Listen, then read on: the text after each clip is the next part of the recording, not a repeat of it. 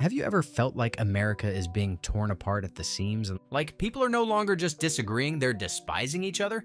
You're not imagining it. And it's not just politics. It's the myths, the dangerous, seductive, weaponized myths that shape what we believe, who we fear, and how we act. They're not just ideas, they're tools, and someone is using them. This video is not here to tell you who to vote for. It's here to expose the political lies that divide us. Because what's destroying America isn't just bad policy. It's the stories we tell ourselves about one another. Let's begin with the most poisonous myth of all. The myth that your political opponent is your enemy. Not your rival, not your challenger, your enemy. This myth says if they win, the country is over. If they win, your freedoms vanish. If they win, you lose everything. This idea has infected both sides. You've heard it. Maybe you've even believed it. They're evil. They hate America. They want to destroy the Constitution. These are not just strong opinions, they're myths with a mission. They want you afraid. They want you enraged. Because angry people are easy to control. Research from Pew shows that 60% of Americans now see the opposing party as a threat to the nation's very existence. That's not politics, that's tribalism.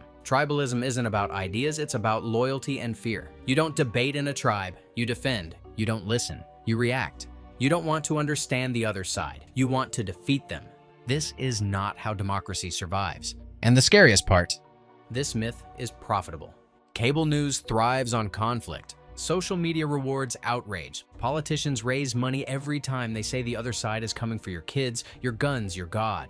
The more afraid you are, the more engaged you become, and the longer you stay inside the myth, but it doesn't stop there. Because once you believe the other side is evil, the next myth follows naturally. The myth that lying, cheating, or even violence is acceptable, if it's in service of the greater good. If they're a threat, then what's stopping you from fighting back by any means necessary? This is how democracies die. Not with tanks in the streets, but with people justifying the unjustifiable because they believe they're saving their country. Let's talk about another myth, one that sounds logical, but is incredibly dangerous. The myth that the system is too broken to fix. You've heard it before. The elections are rigged.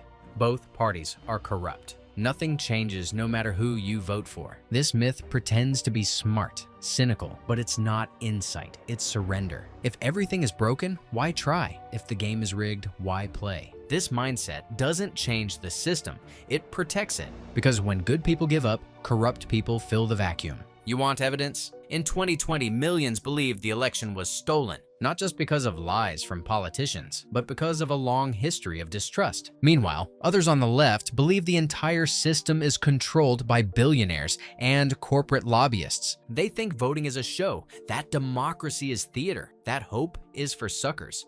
But here's the truth. The system is flawed, yes, but it is not powerless. Votes still count. Local elections still shape laws. Civic action still forces change. Just ask the civil rights movement. Believing the system is hopeless doesn't make you wise. It makes you easier to silence. Here's another myth. It's quieter, slippery, and deeply American.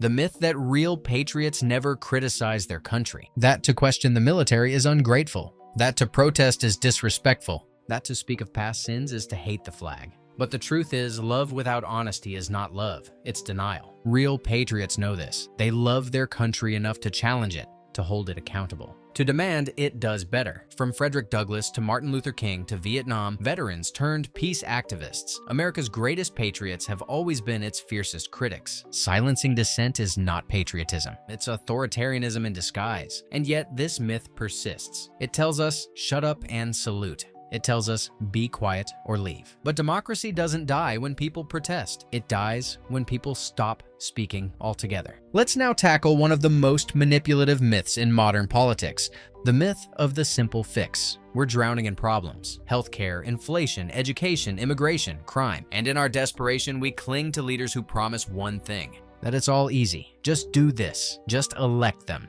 Just trust the plan. But nothing in a nation of 330 million people is simple. Real change takes negotiation, patience, compromise, strategy. This myth says otherwise. It tells you there are no trade-offs, no consequences. That we can fix decades of dysfunction with a tweet, a wall, a ban, a single bill. But these silver bullet promises are illusions. And when they inevitably fail, we don't blame the myth. We blame the enemy. And so the cycle continues. Why do these myths work so well? Because of how information travels? We used to live in shared reality. Same newspapers, same networks, same basic facts. Now, we live in information echo chambers. Each of us trapped in bubbles tailored to our fears, our biases, our dopamine triggers. Social media doesn't show us the truth, and it shows us what keeps us scrolling. That's why outrageous lies spread faster than reasoned facts. That's why emotional clips beat thoughtful conversation. That's why extremists rise faster than experts. The algorithm doesn't care if it's true, it cares if you engage. And every time we click, we train it to give us more of the same. So if you're angry all the time, if you think half the country has lost its mind, it's not because people changed overnight. It's because the system profits from your outrage. And what's worse, we now judge truth by loyalty. If someone from our side says it, it must be right. If someone from their side says it,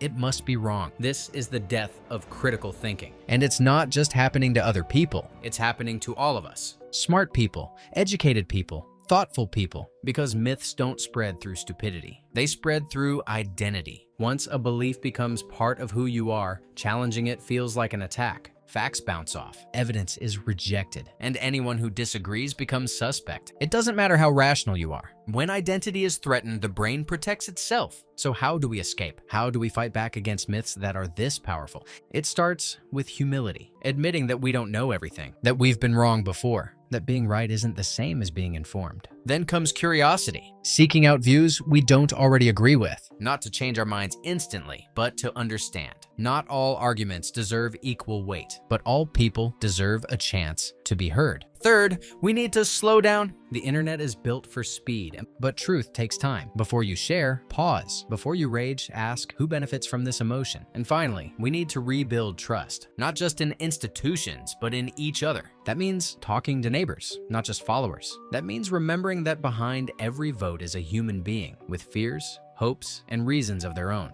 We don't have to agree to connect, but we do have to try. Because if we let the myths win, if we keep believing lies that divide, we'll lose something bigger than an election. We'll lose the very idea of America. But here's the hope. Myths are powerful, but they are not permanent. They survive only when unchallenged. They thrive only when we're passive. You watching this right now? That's resistance. That's a first step. You're questioning, you're thinking, you're pushing back, and that matters more than you know. Because if enough of us stop feeding the myths, if enough of us choose reason over rage, then maybe we can remember who we were before we let the lies define us. Maybe we can be more than just tribes with flags, more than headlines and hashtags. Maybe we can be a country again, not a perfect one, but a better one. One where disagreement isn't war, where truth still matters, and where democracy doesn't just survive, it grows stronger. So if this hit you, if it made you pause, then do one small thing.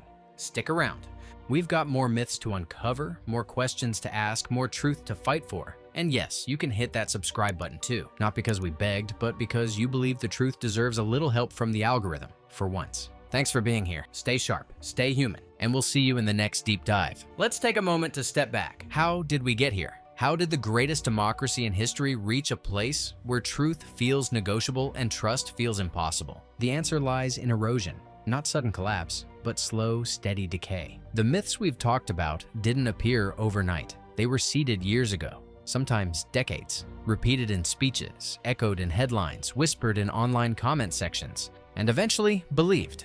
Political strategists learned long ago that fear is easier to sell than facts. And once fear takes root, it's hard to uproot. It lives in your gut. It overrides logic. Think about how many times you've heard that immigrants are the enemy, that your gun rights will be stolen, that your vote doesn't count, that your child is being brainwashed. None of these ideas start as full-blown lies. They start as distortions, half-truths, carefully framed exaggerations. But they spread, and soon they become dogma. We are being conditioned not to think, but to react. That's why civil discourse is vanishing. Why nuance sounds suspicious. Why asking questions feels like betrayal. And that's no accident. Extremists don't want you to think. They want you to feel. Feel angry, feel threatened, feel like it's already too late. And the more you feel, the less you analyze, the less you empathize, the less you see nuance or gray area or room for middle ground. That's how myths win. But there's a different way. There's another America still alive underneath the noise. An America where people care more about their communities than their parties, where kindness outshines ideology, where we listen not because we agree, but because we respect the human on the other side. That America doesn't make headlines, it doesn't trend on social media, but it exists. And if enough of us reach for it, protect it, rebuild it, it can rise again. The first step isn't dramatic, it's quiet. It's in the decision to read beyond the headline, to listen to the whole interview, to ask, what if I'm wrong, without shame. It's the choice to speak respectfully when you could humiliate, to disengage from trolls and engage with neighbors, to trade volume for value. So no, the myths aren't unbeatable, but they are persistent. And every day we let them slide. Every time we stay silent, they grow a little stronger. You've made it this far. That means something. It means you care. It means you want better. And that's where change starts. Not in Washington, not on the news, but in moments like this. Let's build from here. So before we end, here's a final truth. You don't need to have all the answers. You just need to be willing to question the ones that divide us. Political myths survive when we stop asking, stop listening, stop hoping. But if you believe even just a little that we can be better, then don't look away. Stay engaged, stay grounded. Subscribe to channels that challenge you, not just comfort you. Because the future of this country isn't in the hands of extremists, it's in the hands of the thoughtful. That means you. Let's get to work.